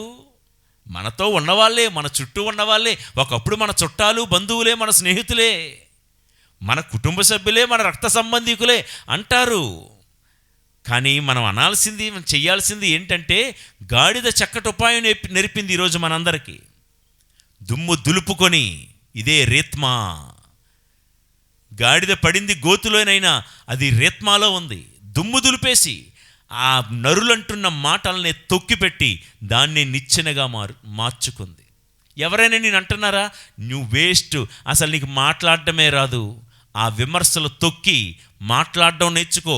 వాళ్ళ కంటి ముందే స్టేజ్ మీదకెక్కి అనర్గళంగా మాట్లాడు. దావీదు అంటాడు కదా, నా శత్రువులు చూచుచుండగా నీవు నాకు ఒక విందును ఏర్పాటు చేయుదువు. ఎవరైనా నీ గాత్రం బాగోలేదు, నువ్వు పాటలకు పనికిరావు అన్నారా? ఎవరైనా సరే నీకు వాయిద్యాలు వాయించడం రాదు, యు ఆర్ వేస్ట్ ఫెలో అన్నారా? ఆ విమర్శలన్నీ విని బాధపడిపోకుండా పట్టుదల పెంచుకో. ఆ విమర్శలన్నీ తిప్పికొట్టడానికి ఏదో ఒకరోజు దేవుడు నీకు ఒక ప్లాట్ఫామ్ ఇస్తాడు, ఒక అవకాశం ఇస్తాడు. ఆ అవకాశం కోసం కష్టపడు, గోతులో నుండి బయటకు రా, నువ్వేంటో ప్రపంచానికి నిరూపించుకో. అది రేత్మా, అది బూజు దులిపేసుకోవడం అంటే.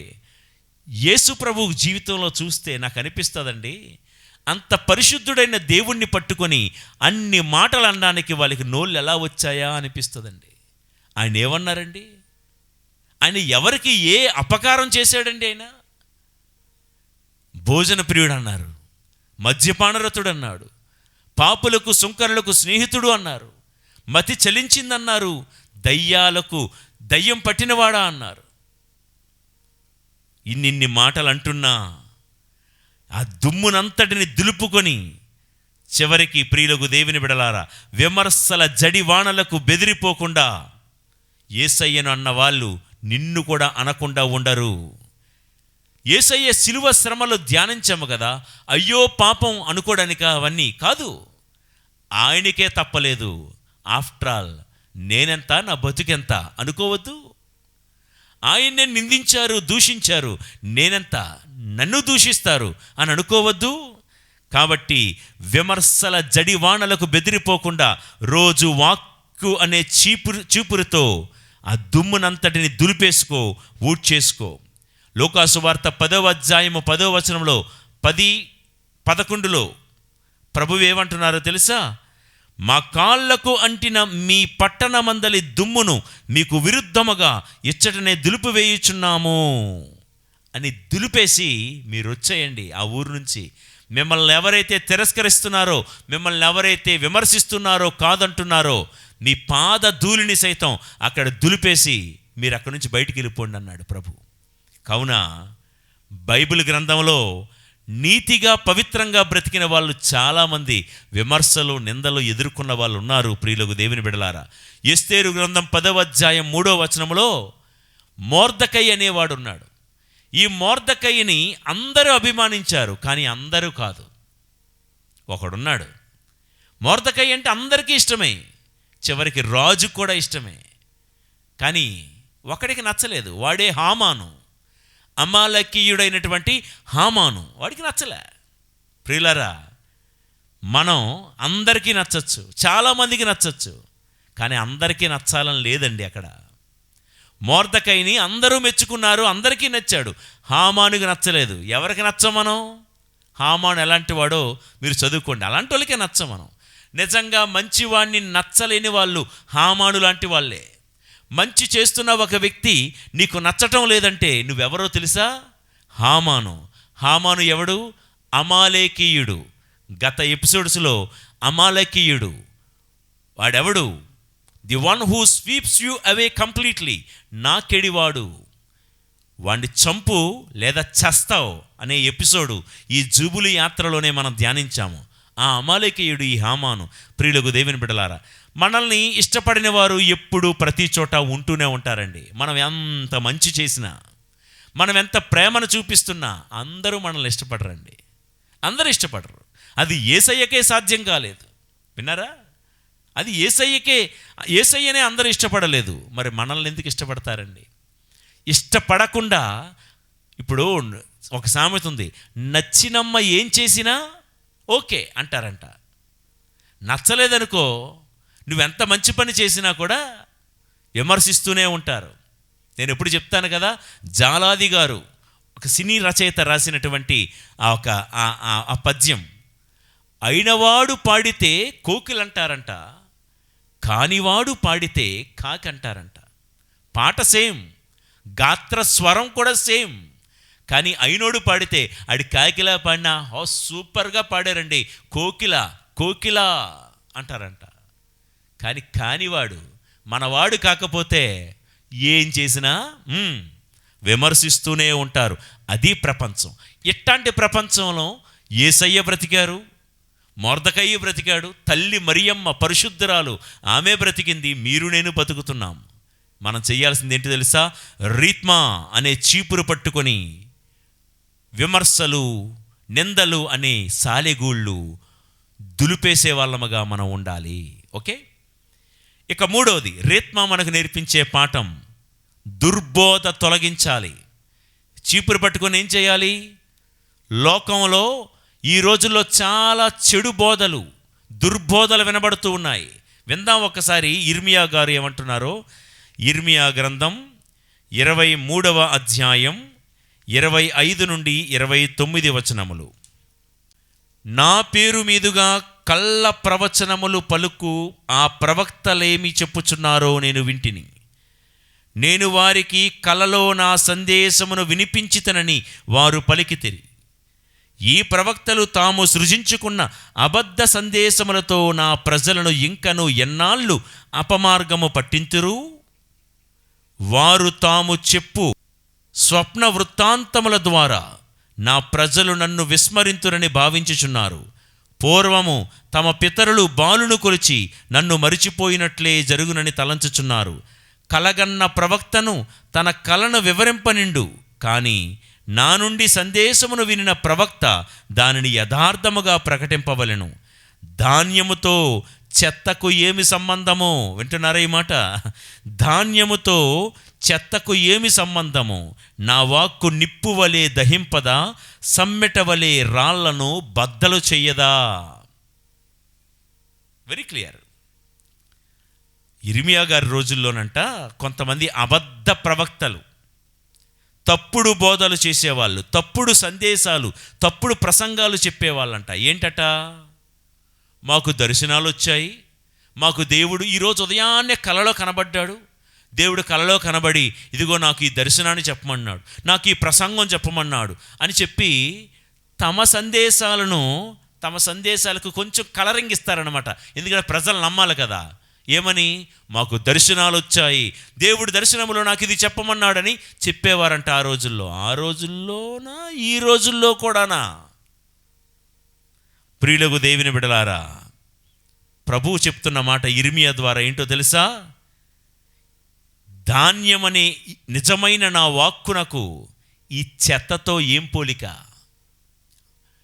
ఏంటండి ఒక బోధకుడు నాకు దర్శనాలు వచ్చాయి, praise the lord, praise the Lord, hallelujah, hallelujah. నేను ఎవరిని దుయ్యబట్టడం లేదు, విమర్శించటం లేదు. ఇక్కడ చెప్పింది మీకు అర్థమైనట్లు చెప్తున్నాను. దర్శనాలు కలలు కలనాయి.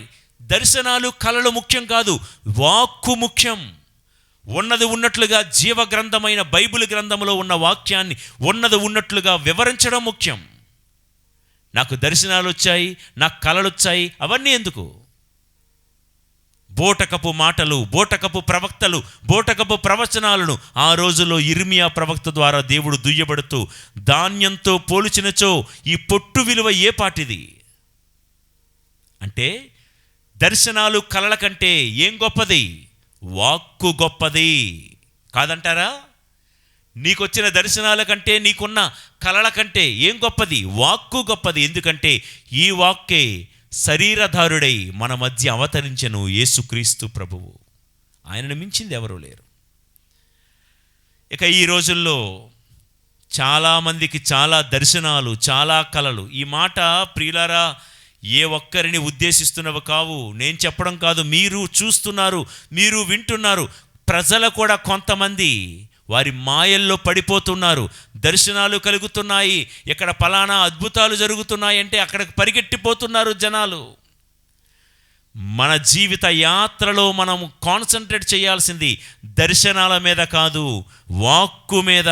వాక్కు మీద నిర్మించు దేవుడి రాజ్యాన్ని, దర్శనాల మీద కాదు. అబద్ధ దర్శనాలు ఈ రోజుల్లో చాలా ఉన్నాయి. నాకు కొంతమంది ఎదురయ్యారు. నేను అందరినీ అని నేను అనటం లేదు, కానీ కొంతమంది ఎట్లాంటి వాళ్ళు ఉంటారండి, తప్పుడు దర్శనాలు, తప్పుడు కలలు కనేవాళ్ళు. ఒకడు వచ్చాడు, హోలీ స్పిరిట్ వచ్చిందండి నాకు, వచ్చి నా దగ్గరికి. అందరూ నాకే తగులుతారు ఎట్లాంటి వాళ్ళు, ఎందుకో కానీ.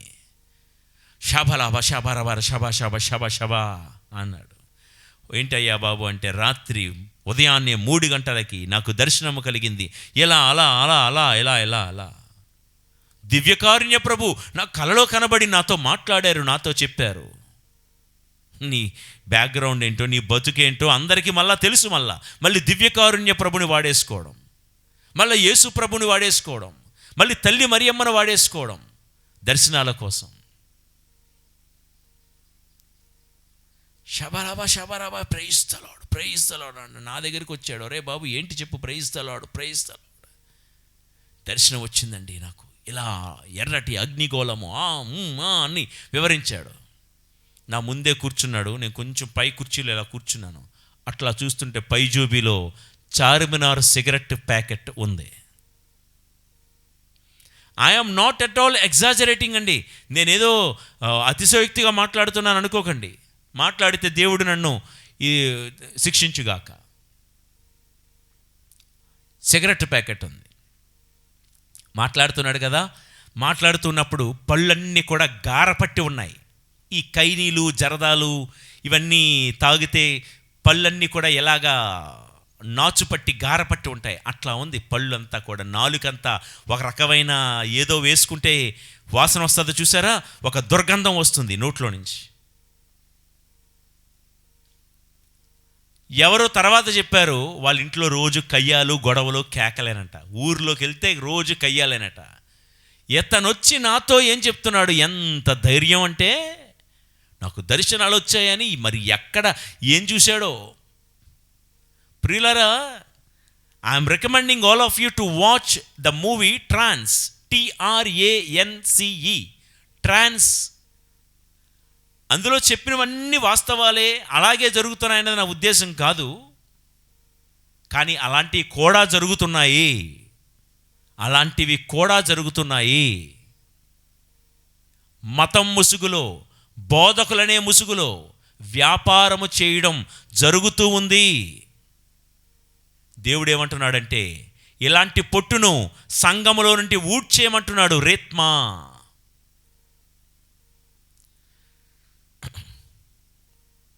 ఒకడికి మరొకడు నా దగ్గరికి వచ్చాడు. వచ్చి కూర్చొని praise the lord, praise the lord, అయ్యా చెప్పండి అయ్యా, నాకు టైం అవుతుంది, పూజకి వెళ్ళాలి. ప్రైజ్ ది లార్డ్ చెప్తాను father, praise the lord, praise the lord. అయ్యా చెప్పాడు. ఒక 5 నిమిషాలు ఇట్లా అన్న తర్వాత చెప్పాడు, ఏంటయ్యా అంటే, ఒక 3 రోజుల నుంచి నేను ప్రార్థన చేస్తున్నప్పుడు దేవుడు నాకు మిమ్మల్నే చూపిస్తున్నాడు ఫాదర్. ఏటట 3 రోజుల నుంచి ప్రార్థన చేస్తుంటే దేవుడు నన్నే చూపించాడంట ఆయనకి. ఓకే, మంచిది. ఏమని, నా కోసం ప్రార్థన చేయమన్నా? కాదు father, praise the lord, praise the Lord. మరి ఏంటయ్యా, నా కోసం ఉపవాసం చేయమన్నా? ప్రైజ్ ది లార్డ్, షాబలాబా, ప్రైజ్ ది లార్డ్. అది కాదు ఫాదర్, అది కాదు. ఏంటయ్యా, త్వరగా చెప్పు, పూజకి వెళ్ళాలి అంటాడు. 3 రోజులుగా దేవుడు నాకు మిమ్మల్నే చూపించాడు. ఏంటంటే, నేను 1 నెల రోజులుగా తీవ్రమైన ఆర్థిక ఇబ్బందులతో ఉన్నాను. నాకు ఒక 50,000 రూపాయల అప్పు ఉంది. ప్రభువా, చాచిన చేతిని ఇచ్చే చేతిగా ఆశీర్వదిస్తానన్నావు కదా దేవా, నాకు ఒక పరిష్కారం చూపించు అని ప్రార్థన చేశాడంట మనోడు. ప్రార్థన చేస్తుంటే దేవుడు నన్నే చూపించాడంట. నువ్వు ఆ ఫాదర్ దగ్గరికి వెళ్ళు, ఫాదర్ నీకు డబ్బులు ఇస్తారని చెప్పాడంట. ఇది దర్శనం, ఇది కళ. చెప్పడానికి నాకు, వినడానికి మీకు విడ్డూరంగా ఉండొచ్చు. ఇట్లా వచ్చిండు.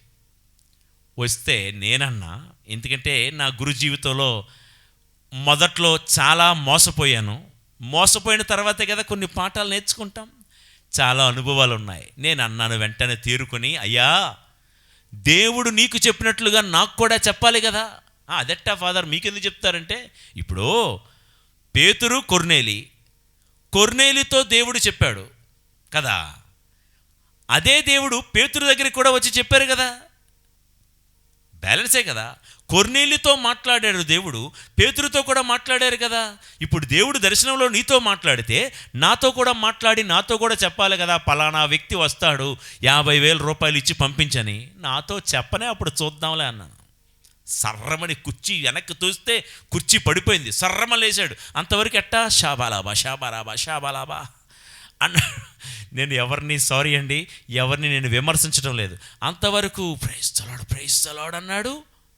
ఒక్కసారిగా ఏమయ్యా, నాకు చెప్పాలి కదా, నాకు చెప్పనే, అప్పుడు నేను ఇస్తానులే అంటే కుర్చీ తోసాడండి. వెనకన కాలుతో గోడను గట్టిగా తన్నాడండి. దేవుడు దర్శనం చెప్తే దేవుడి యొక్క దర్శనాన్ని మీరు విభేదిస్తారా?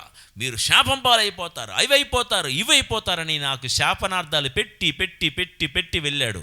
ఇది ఎప్పుడు జరిగిందంటే 2019వ సంవత్సరంలో.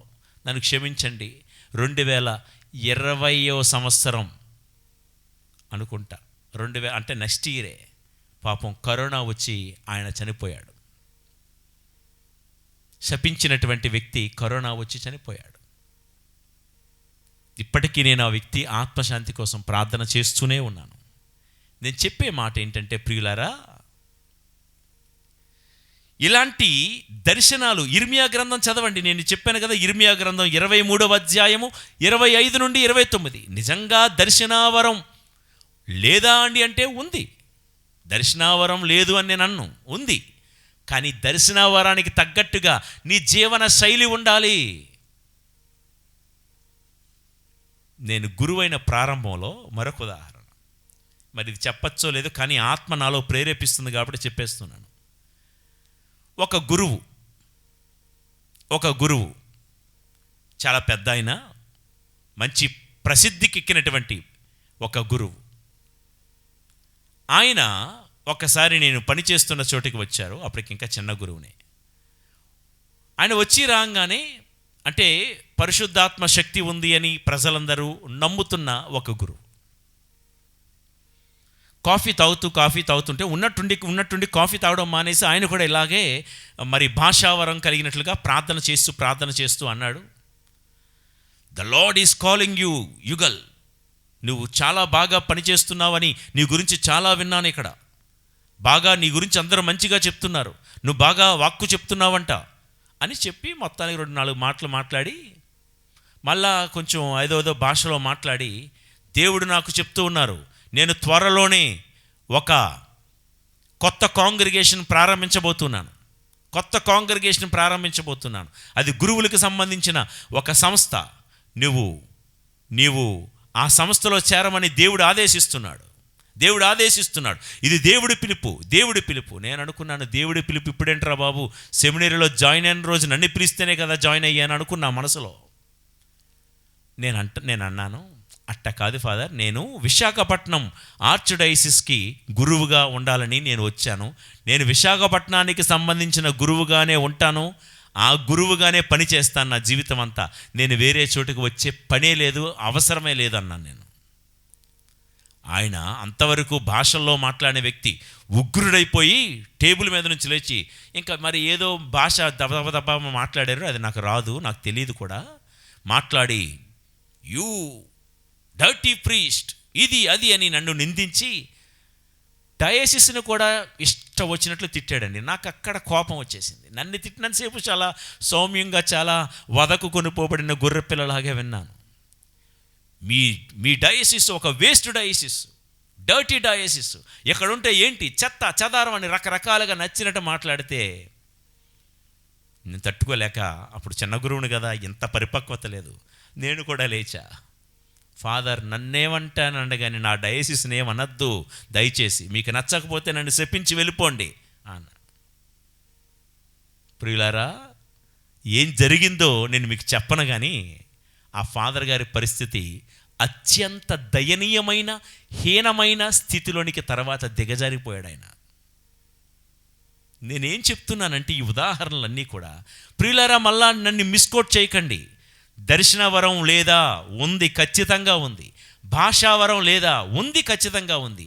కానీ కొంతమంది దుర్బోధలు దర్శనాన్ని కళలను అడ్డు పెట్టుకొని, దర్శనాలు కళలు దేవుడు నిజంగా నీతో మాట్లాడితే నీ జీవన శైలే వ్యతిరేకంగా వేరేగా ఉండాలి, లోకానుసారముగా ఉండకూడదు. నేను చెప్పే మాట ఏంటంటే దర్శనంలో దేవుడు నాకు చెప్పాడు కాబట్టి ఈ వాక్కు చెప్తున్నానని చెప్పకుండా, దర్శనం కంటే విలువైనది మీకు మరలా చెప్తున్నాను ఈ దివ్య వాక్కును మాత్రమే, గింజను మాత్రమే మనం తీసుకోవాలి, పొట్టును ఊది పడేయాలి. అందుకే ఇర్మియా గ్రంథంలో అన్నాడు, ధాన్యంతో పోల్చినచో ఈ పొట్టు విలువ ఏ పాటిది, ఈ పొట్టు విలువ ఏ పాటిది. అందుకే లోకంలో ఉన్న చెత్త పొట్టు, ఈ దుర్బోధలు, ఈ గాలి వార్తలు అనే ఈ పొట్టుతో మనకేం పని? ఇప్పుడు గుడికి వచ్చారండి, రోజు ఆదివారం గుడికి వెళ్తున్నారు, దేవాలయానికి వెళ్తున్నారు. ఎందుకు వెళ్తున్నారు? వాక్కు అనే గింజ తినడానికి వెళ్తున్నారు కదా, వాక్కు అనే గింజ తినడానికి వెళ్తున్నారు. పూజ అయిపోగానే లేకపోతే పూజ బయట, గుడి బయట కొంతమంది పొట్టుతో నిన్ను పోషించాలని ప్రయత్నిస్తారు. అంటే ఏంటి పొట్టు? నీకు తెలుసా, ఇలా ఆట కదా అలా ఆట కదా అని పొట్టుతో నీ కడుపు నింపాలని ప్రయత్నిస్తారు. పొట్టు తినేది ఎవరో తెలుసా? పందులు తింటాయి పొట్టు. గింజలు తినేవి ఎవరో తెలుసా? పావురాలు తింటాయి. నువ్వు గింజ తినడానికి గుడికి వెళ్ళావా, పొట్టు తినడానికి గుడికి వెళ్ళావా? అసలు నువ్వు పావురానివా లేకపోతే? ప్రియులకు దేవుని బిడ్డలారా, చాలా విషయాలు ఉన్నాయండి, చాలా విషయాలు. మన తల్లి సంఘం ఇది, కథోలిక సంఘం. ఎవడో చెప్పాడంట, ఇదిగో పలానా గురువు గారు, అంటే గురువుగారు అంటే వేరే గురువు గారు, ఓకే, ఆయన నీ మీద పెట్టి ప్రార్థన చేస్తే తొలి కానుప అమ్మాయికి ఆడపిల్ల పుట్టిందంట, ఇప్పుడు నీ మీద ప్రార్థన చేస్తే మగపిల్లోడు పుడతాడు. తల్లి సంఘాన్ని వదిలిపెట్టి అక్కడికి వెళ్ళి ప్రార్థన చేయించుకుంది. ఆడపిల్ల వచ్చింది కాబట్టి మగపిల్లోడు కావాలని. ప్రియులారా, క్రీస్తునందు ఉన్నవాడికి యూదుడని లేదు, యోదయేతరుడని లేదు, స్త్రీ అని లేదు, పురుషుడని లేదు. క్రీస్తునందు ఉన్నవారికి అందరూ సమానమే. వెళ్ళి ప్రార్థన చేయించుకుంది, సంఘాన్ని వదిలేసింది. వాళ్ళు వీళ్ళు చెప్పిన మాటలు విని అక్కడికి వెళ్ళింది, ఏవేవో కట్టించుకుంది, బాబు పుడతాడని. ఏమైంది? మళ్ళా రెండో ప్రసవానికి కూడా ఆడపిల్లే. ఇప్పుడు ఏమైంది? వారి మహత్యాలు ప్రియులారా, తగిలితే తగిలినట్టు, లేకపోతే పోయినట్టు అనమాట. ఇదేదో ఒక లాటరీ అనమాట జీవితం కదా. పలానా వాళ్ళ దగ్గర నీకు ఆశీర్వదించేది ఎవరు? మీ ఇంట దీవెనల పంట కురిపించేది ఎవరు? అక్కడికి వెళ్తే ఇది అవుతుంది, లేకపోతే వాళ్ళు చెప్పేది ఏదో కట్టుకుంటే అవుతుంది. తంత్ర మంత్రాలకు, తాంత్రిక శక్తులకు దేవుని ఆశీర్వాదాలు పొందుకుందాం అనుకోవద్దు. అక్కడికెక్కడికో వెళ్తే చేతబళ్ళిపోతాయి. ఎక్కడికో వెళ్తే ఎందుకు చేతబళ్ళిపోతాయండి? దివ్య సప్రసాద మందసం ముందుకు నీవుగా వచ్చి మోకరించి ఉపవాసం ఉండి ప్రార్థన చెయ్యు, క్రీస్తు రక్తమా నన్ను అభిషేకించని అడుగు, అవుతాయి. దానికోసం అపోస్తులకు బోధ చేస్తున్నటువంటి కథోలిక సంఘాన్ని వదిలిపెట్టి ఎక్కడెక్కడికో వెళ్ళిపోవాల్సిన అవసరం లేదండి. ఏవో గుడ్డముక్కలు వేస్తే స్వస్థతలు వస్తాయి, ఇంకోటి ఏదో రాసుకుంటే, ఇంకోటి ఏదో తగిలించుకుంటే. నేను మాట్లాడుతున్నది క్రైస్తవ కథోలిక విశ్వాసులు, నిరీక్షణ యాత్రికులైన మీరందరూ లోకంలో ఎవరైనా ఎలాగైనా బతకనేయండి.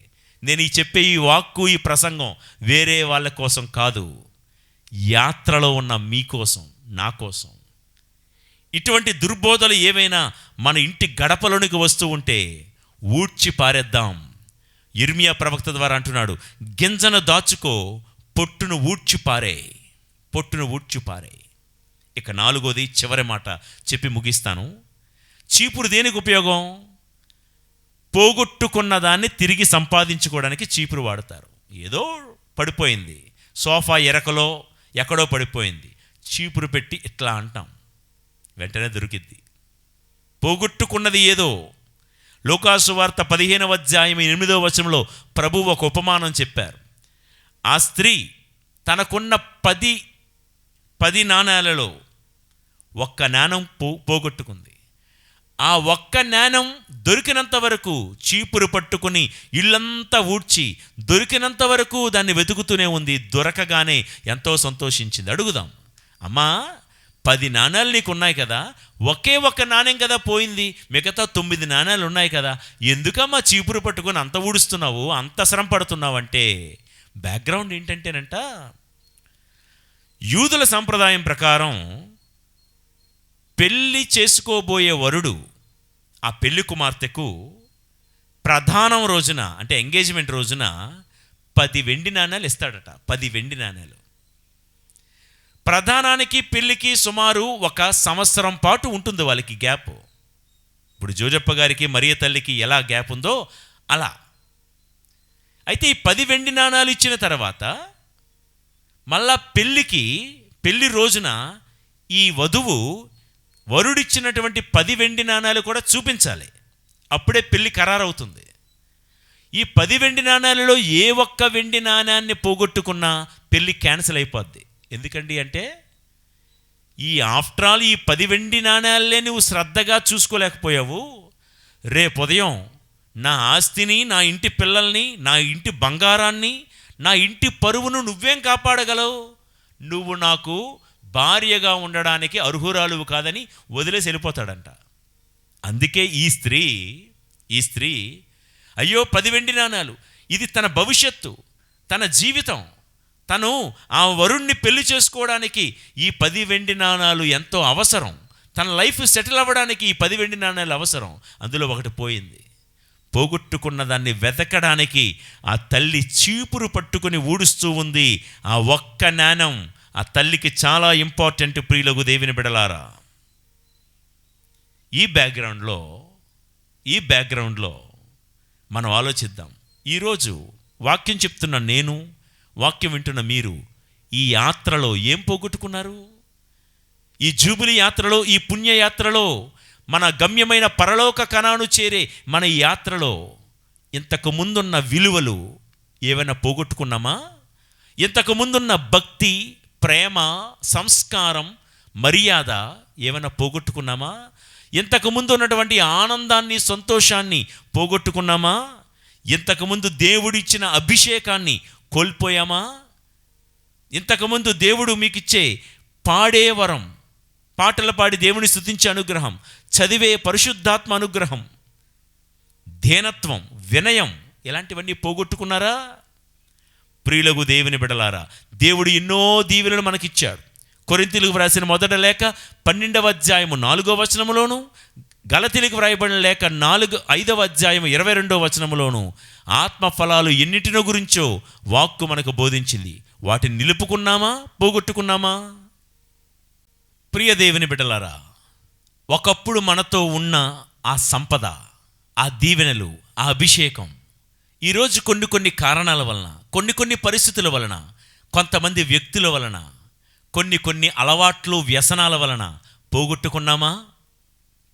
పోగొట్టుకున్న నాణాన్ని ఆ స్త్రీ ఎలాగైతే చీపురు పట్టుకొని వెతికినంత వరకు పొందినంత వరకు వెతికిందో, మనము కూడా వాక్కు అనే చీపురుతో, దేవద్రవ్యానుమానాలు అనే చీపురుతో, జీవమగల దేవుడి సంఘం అనే ఆ చీపురుతో మనము కూడా పోగొట్టుకున్న వాటన్నిటిని కూడా పొందుకుందాం. రోజు దేవుని వాక్యం అనే ఆ చీపురి పట్టుకొని ఊడ్చుతూ వెతుకుతూ పోగొట్టుకున్న దాన్ని పొందుకుందాం. ప్రియులకు దేవుని బిడలారా, సంసోను గారు బలాన్ని పోగొట్టుకున్నాడు, పాపం చేశాడు, బలాన్ని పోగొట్టుకున్నాడు. కానీ ఆ భవనంలో ఆ స్తంభాలకు అతన్ని కట్టేస్తూ ఉంటే మళ్ళా బలాన్ని పొందుకోవడానికి సంసోను వాడిన చీపురేంటో తెలుసా? ప్రార్థన. ప్రార్థన అనే బలంతో మరలా తన జీవితంలో ఉన్న పాపపు చెత్తనంతటిని ఊడ్చేసుకున్నాడు. దేవా, నా పాపాన్ని క్షమించి ఒక్కసారి నీ బలాన్ని నాకు దయచేయవయ్యా అని సైన్యములకు అధిపతైన ప్రభువుని ప్రార్థించాడు సంసోను. దేవుడు మరలా సంసోను ఏ బలాన్నైతే పోగొట్టుకున్నాడో ఆ బలాన్ని తిరిగి ఇవ్వగా శిథిలాల క్రింద అందరూ నుజ్జైపోయేలాగున సంసోను ఆ బలాన్ని పొందాడు. ప్రియులకు దేవుని బిడ్డలారా, నేను చెప్తున్న మాట ఏంటంటే, రీత్మా, ప్రతిరోజు రీత్మాలో మనం జీవించాలి. ఈ యాత్రలో రీత్మా అనేది చాలా ఇంపార్టెంట్. చీపురి చాలా ఇంపార్టెంట్. ఏంటి ఆ చీపురి? సంసోను వాడిన చీపురి ప్రార్థన. మనమందరము వాడాల్సిన చీపురి ప్రార్థనతో పాటు వాక్కు అనే చీపురిని వాడాలి. ప్రియులకు దేవుని బిడలారా, అప్పుడే ప్రతిరోజు ఈ రీత్మా, ఈ చీపురితో, ఈ వాక్కుతో మనం శుభ్రపరచుకోవాలి. మన ఆత్మను, మన హృదయాన్ని శుభ్రపరచుకోవాలి. మన ఇంటిని శుభ్రపరచుకోవాలి. మన ఒంటిని శుభ్రపరచుకోవాలి. మన సంఘాన్ని పొట్టు నుండి శుభ్రపరచుకోవాలి. ఈ రీతిగా రీత్మాలో దేవుడు నేర్పించే ఈ ఆధ్యాత్మిక పాఠాలన్నీ నేర్చుకుందాం. మనలో మనకు తెలియకుండానే, మన ప్రమేయం లేకుండానే లోకము నుండి మన ఇంటిలోకి, ఒంటిలోకి, కంటిలోకి, మన సంఘములోకి చొరబడి పేరుకుపోయిన ఆ చెత్తను, ధూళిని మనము కూడా ఊడ్చుకుని శుభ్రం చేసుకొని ప్రయాణములో ప్రభు చెయ్యి పట్టుకుంటూ ముందుకు సాగిపోదాం. ఈ ప్రయత్నములో దేవాది దేవుడు మీకు నాకు తోడై ఉండి మనము కోరుకున్న పరలోక కనాను అని పిలవబడే ఆ నూతన యెరూషలేము అనబడే ఆ గమ్యానికి మనందరినీ తోడ్కొని పోవుదురుగాక. ఆమెన్. ప్రార్థించుదము. పరిశుద్ధుడా మా దేవా తండ్రి, ఇజ్రాయేలీయుల ఎడారి యాత్రలో 14వ స్థలమైన రీత్మా అనే చోటుకు వారిని చేర్చి వారికి మాకు ఎన్నో ఆధ్యాత్మిక పాఠాలు నేర్పినందుకు మీకు స్తోత్రములు, వందనములు. రీత్మా అనగా చీపురి అని విన్నాము. సంఘములోనూ, మా ఇంటిలోనూ, ముఖ్యంగా మా ఆత్మలోనూ పేరుకుపోయిన పాపమనే బూజు దులుపుటకు, పాపమనే ధూళిని, చెత్తా చెదారాన్ని ఊడ్చుటకు, శుభ్రపరచుటకు వాక్కు అనే చీపురిని, ప్రార్థన అనే చీపురిని మాకు అనుగ్రహించినందుకు స్తోత్రములు. దేవా, ప్రతిదినము మమ్మల్ని మేము శుద్ధి చేసుకుంటూ, పవిత్రీకరించుకుంటూ, నూతనీకరించుకుంటూ, మా చుట్టూ ఉన్నటువంటి ప్రజలు మా మీద వేసినటువంటి ఆ చెత్తను, ఆ విమర్శలను, ఆ నిందలను, ఆ సాలెగూడులను వాక్కు అనే చీపురు సహాయంతో మేము దులుపుకుంటూ, ప్రత్యేకంగా ధాన్యమైనటువంటి నిజ బోధకు మాత్రమే మేము విలువనిస్తూ, పొట్టు, చెత్త, చెదారమైనటువంటి తప్పుడు బోధనలను మేము మా జీవితం నుండి ఊడ్చిపెట్టే భాగ్యాన్ని మాకు ప్రసాదించండి.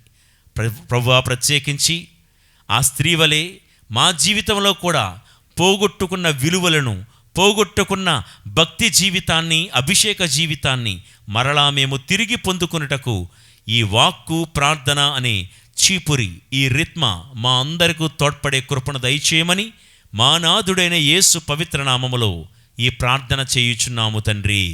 ఆమెన్. ప్రభువు మీతో ఉందురుగాక, మీ ఆత్మతోనూ ఉండునుగాక. సర్వశక్తిగల సర్వేశ్వరుడు, పితా, పుత్రా, పవిత్రాత్మదేవుని దీవెనలు సర్వదా మీకు తోడై ఉండి మీ యాత్రలో నిత్యము మిమ్ము నడిపించి సర్వదా కాపాడుదురుగాక.